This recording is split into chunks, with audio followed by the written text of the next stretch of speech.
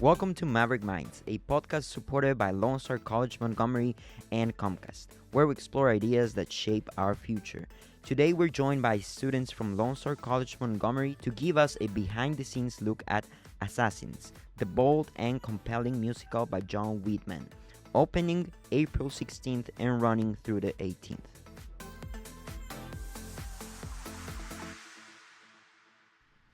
Hello, everyone. This is Giancarlo on Maverick Minds. It's your host here today. I have three amazing guests with me. They're college students from Lone Star College Montgomery. They're majoring in theater right now, and I'm gonna let them introduce themselves. Hello, my name is Carlos Avila, and I've been a student at Lone Star since 2021, and I am a theater major. Hi, my name is Peyton Waites. I've been a student at Lone Star since 2025, and I'm also a theater major. Hello, my name is Garret Smith, and I am a theater major, and I've been a student since 2024.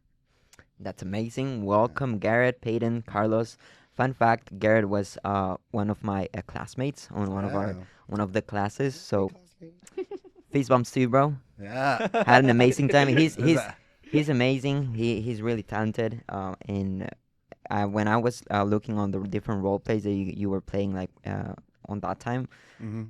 amazing job, bro, and Thank amazing you. job to all of you guys. Thank you. So we're gonna have a series of questions for you guys, and we're gonna start this. All right. Yeah. So the first question that I have for you guys is, how did you get involved with Lone Star College Montgomery Theater? How was it that you guys? What's the decision that made you guys say, okay, I want to major in theater? When I was in high school, originally I was gonna go to university, and I remember it was one day. There's this thing in high school that's called one act play. It's just a competition basically, and you put it together. And Chase, who is the professor of theater here, came and watched our performance of it and gave notes. And originally I was gonna go to university. I was gonna major in theater there, but after his notes and after hearing him and talking to him and learning from him, I realized I could learn so much from him. So I decided to come here instead of going to university, and just putting myself out there is also another reason for doing theater. I just think it's a good way to meet people and to express yourself, and it's been a really fun time and experience doing it especially with these two people. It's so fun. Just us. Just Amazing. you two, no others. Amazing. What about you, Peyton? For me, it's I have a bit of a unique standing here in that my dad is Chase, who runs this department, the theater department. So I've of course always been orbited by this department and by thank you by this department, But no, really, in 2023, a unique opportunity came up because there was this play that my dad wanted to do called "We Live by the Sea," for the summer show, and it was about this young girl with autism, and it was about her journey through life and the difficulties she faced. And I was diagnosed with autism when I was 14, and he asked me, "Hey, do you want to come work on this play with us so that you can give us pointers, you can make sure that everything's like respectful and proper." And so I did that, and that process, it really opened my mind to the world of theater, and I was just like, this is seriously cool. And so then 2023, I was 15. I joined my high school's theater department. I did that for 2 years, and then when it was time for me to go to college, of course I went here, and I've been doing theater here ever since, and it's been great. So Amazing. How do I Carlos? top that? No, I'm joking. I actually started here as a music major, Mm-hmm. and I was undecided on to what I wanted to do, and I essentially wanted to be a pop star. You wanna be a pop star? And my voice teacher was just like, let's just cross train you and do all. So while we were doing that, there were auditions for Little Shop here, and she was like, you should go try it out and see if you like it. But in my mind, I was like, I don't want to be a weird theater kid, right? But then I was like, let me just try and see if, is that my thing? And then I can just say I tried it. So then I did it. And then by the end of it, I was like, yep, this is it. This is what I want to be doing. And then I changed my whole trajectory to be about theater. So Amazing. Thank you guys for sharing a little about yourselves. Of course. And I have a question. What would you say to a student that maybe is thinking about joining theater, but it's not really sure? He's a little uncertain, maybe. Like in less than a minute, couple words each one. What would you suggest them? Maybe give it a try. Like you never know, or something, right? For me, I think the biggest thing to emphasize is you lose nothing by doing a show, right? It's not a huge commitment because, you're just doing one show for not even like a 2 months, it's very small time commitment, and it's if it doesn't work out, it doesn't work out. You don't have to do it again, but if it does work out, it can lead to this brilliant passion for theater and doing shows. So that's all I would say is you lose nothing by auditioning for a play here, and you gain the opportunity to get such a wonderful experience. So. Amazing. I think the most important thing is just to put yourself out there. Really, is just to audition and not have the mindset of doing well, but just being proud of what you put out there. And just, I think it's a really creative passion to have. And I think more people should do it. And I don't think it's as scary or intimidating as a lot of people think it is. Amazing.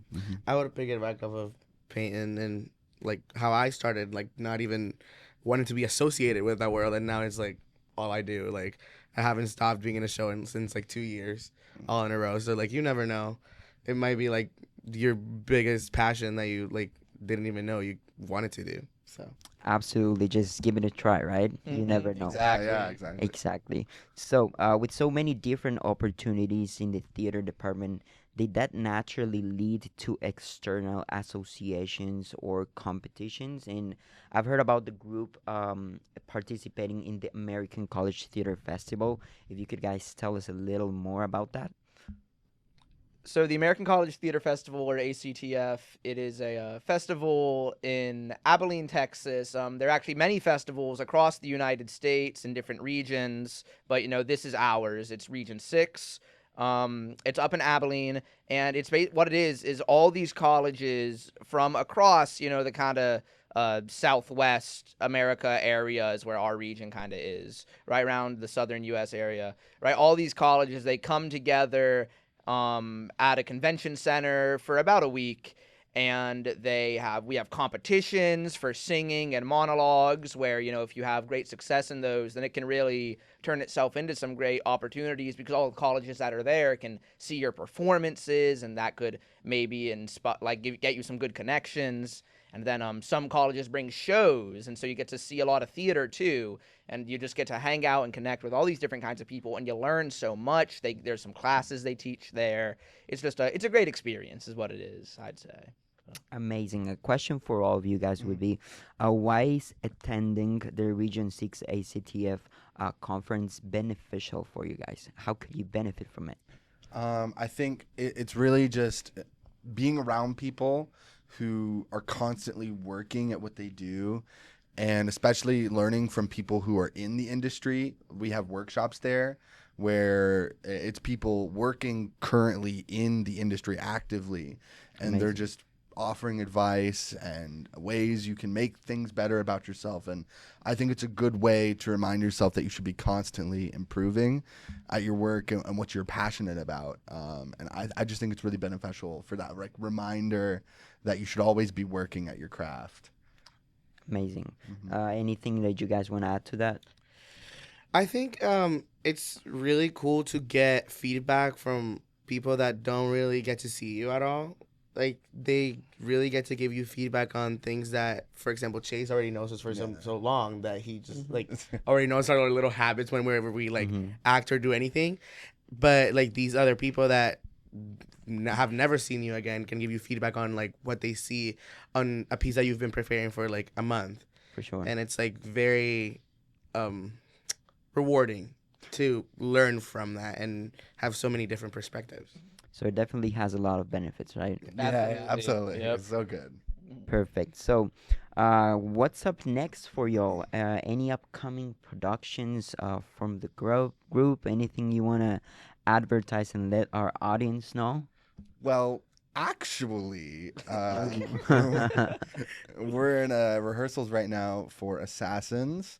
which is a musical by Stephen Sondheim and a book by John Weidman. Is there gonna be blood? Oh, I don't think so. Maybe a little bit of blood. Maybe A there's little a bit little of bit of blood. I haven't heard anything about this. Because assassin sounds. Yeah, it's Sounds- I think there will be a little bit of There blood. will- Assassins. It's for those who don't know, it's about all the successful and failed presidential assassins of history, and it presents wow. it. And it's a very dark comedy, but it's a very funny show, and it's a very, the music is just spectacular, and it's a great time is what it is, having so much fun with it, That's cool. So, what do you hope your audiences take from Assassin? I always really liked the thesis of the show, Mhm. which is that these assassins were Americans too. And we kind of tend to dehumanize them a little bit and kind of just forget about the human element of them as people. And the show really doesn't make an attempt to make you sympathize with them necessarily, Yeah. but it tries to make you understand why they did it, the reasons they did it. Oh, And I kind of hope the audience takes away from this for that sure. these were people. Yeah. They had feelings, they had emotions, they had reasons for doing what they did. And I think that's really important. I think that's the most important thing. And if I can build off of that, I want to say that's kind of the point of the humanization of these assassins is because there's lessons to be learned from they show you what not to do, but the thing is, if we just forget about who these people were as humans and as Americans, then we forget what caused them to do the crimes that they did, and at that point we don't learn anything from them. So we need to understand these people and what they did so that we can learn from their mistakes, basically. And that's what the show calls upon you to do, to learn from those mistakes. Absolutely. What is something interesting you have guys discovered about the people you are portraying that you maybe didn't know? Well, I play John Hinckley, and John Hinckley tried to assassinate Ronald Reagan. And something because I had a passing understanding of John Hinckley before the show. I knew who he was, but I didn't understand the deep, intricate reasons of why he did what he did. His life, basically. Yeah. And doing my research, I kept coming across details that was well, that's interesting, or that's unique. And I think the most interesting thing I came across was these records from when he was a kid, about his mental health and about how he was maybe autistic, and they just didn't understand it. And it just made me think about how many of these characters in the show, especially like Carlos's character, how many of them had mental issues that maybe weren't known, or things about them that they didn't understand, basically. And if maybe that had been realized, would that have prevented them from doing what they did? So I think that was the most interesting thing I found from my character specifically. Yeah. I play Giuseppe Zangara, I am. I am an Italian immigrant. I didn't know anything about Giuseppe Zangara before I heard about the show. So It was quite a research then. Yeah, a lot. So I learned, when I learned he was an immigrant, I really wanted to play him because I am an immigrant, and I wanted to see what his perspective on the whole American dream thing was. And his whole thing is that he had a stomach disease that is not known what it was, but he blames that on the way that the government treated the American people at that time. So he just doesn't like any type of hierarchy, precedent, anything that is a symbol of power. He just despises it, which I thought it was very interesting to play with that and discover new things on stage with that whenever any other character is talking about these things. So I thought it was really interesting. Is it weird portraying an presidential assassin? Yeah, it definitely kind of is. It's saying we got over it in the beginning, but I think I play Lee Harvey Oswald in this show, who famously allegedly did the Kennedy assassination. Allegedly.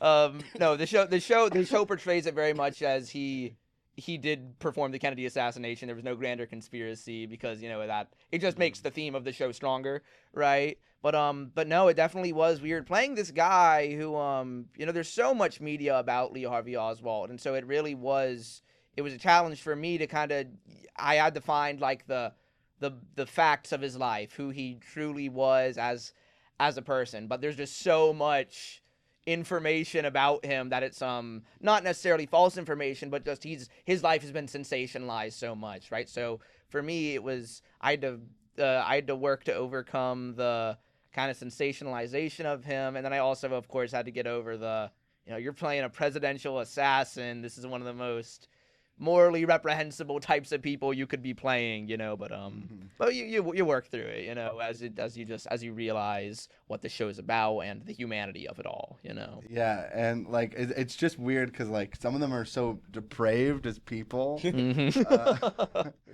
Like Hinckley is just kind of upset. He's obsessed with Jodie Foster. And he's just weird about it. He's so weird about it. And it's so different from myself. And it's so weird trying to put myself into that space of being like this obsessive kind of personality. It's just so awkward and weird for me. Eventually I got used to it, I think. I think we're kind of at the point where we're just like used to playing these type of characters, and we're like just playing around. Like my character is kind of just like mad, like crazy, like that's how he's like portrayed in the show.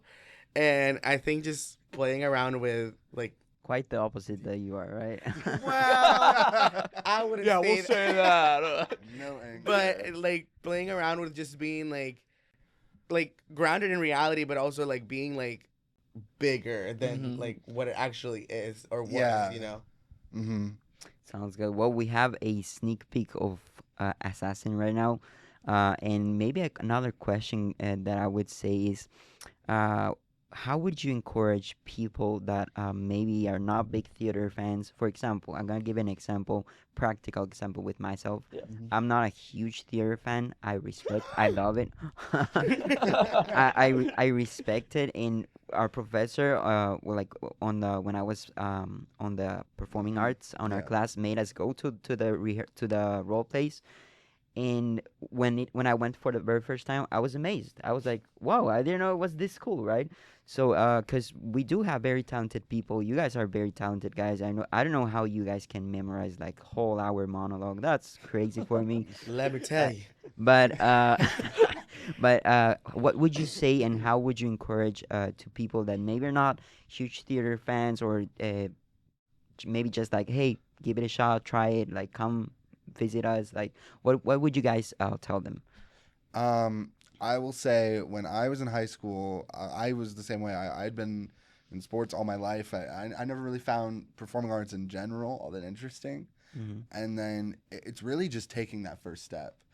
I think people like it more than they realize, because movies and shows, it's all theater. Of course. We don't like put it in that category. And then you go and see these shows, and there's stuff that you can do on a stage that you just cannot do in front of a camera or in that type of space. And I really just think it's taking that first step. And if there's a show to do it with, it is this show, because it is so funny. It's so effortlessly entertaining, because it has a carnival aesthetic is the point of the show. And it's such an entertaining piece of theater. You don't need to be really in love with theater to enjoy it, I think. And it's a really, I think, a good gateway piece to get into the medium. It's the perfect way to entering the theater industry. Exactly. Yeah, and to know a little about it, right? And then to add on to that, like I feel like we have such a dynamic cast. We do. Like this show, every night is gonna be different. Yeah. Every night there's gonna be something that didn't happen the night before, and I think that's gonna be so fun to like talk to like people that come see shows many times. Like I love seeing like the same show different nights, because it's so like you think about different things every night, and it's like different. It's improvisation, right? Yeah. Because Yeah. that's something I didn't know. Like I went once to see twice the same theater spectacle, like back there on my home country, and it was the same thing, but sometimes there's always different monologues or Mhm. different things that they change, and I think that's what makes it unique, right? Because if not, it would be just like autonomous, right? Right, But exactly. what makes it exciting is that it's you're improvising basically on Yeah. on some things, of course, not all, but that's what makes it, I think, really cool, right? Yeah, Yeah.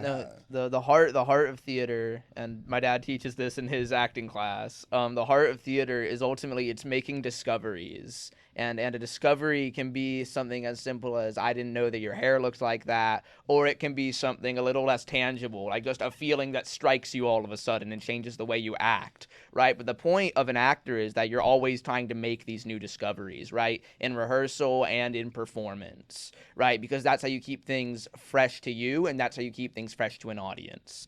So it's our cast. It's a really dynamic cast. I can just see so many discoveries are going to be made. All I'm saying. When is Assassin's next role play gonna be, and where can we buy the tickets? Our performances. Our He was getting there. Yeah, He Yeah, I was was getting I was like buffering. there. We open April 16th. Yep. And we have a open preview for students with a reservation on April 15th. An invited dress rehearsal. It Yeah. is our final dress rehearsal that we like to invite anybody to come for free. So that April the 15th, that Wednesday, that's a free performance basically. Also, for students, it's for free, right? Mhm. They can go like So Wednesday. you have no excuse to not come. Yeah, literally. So yeah, April 16th through the 18th. That's Thursday through Saturday. And where can we buy the tickets, and how much are tickets?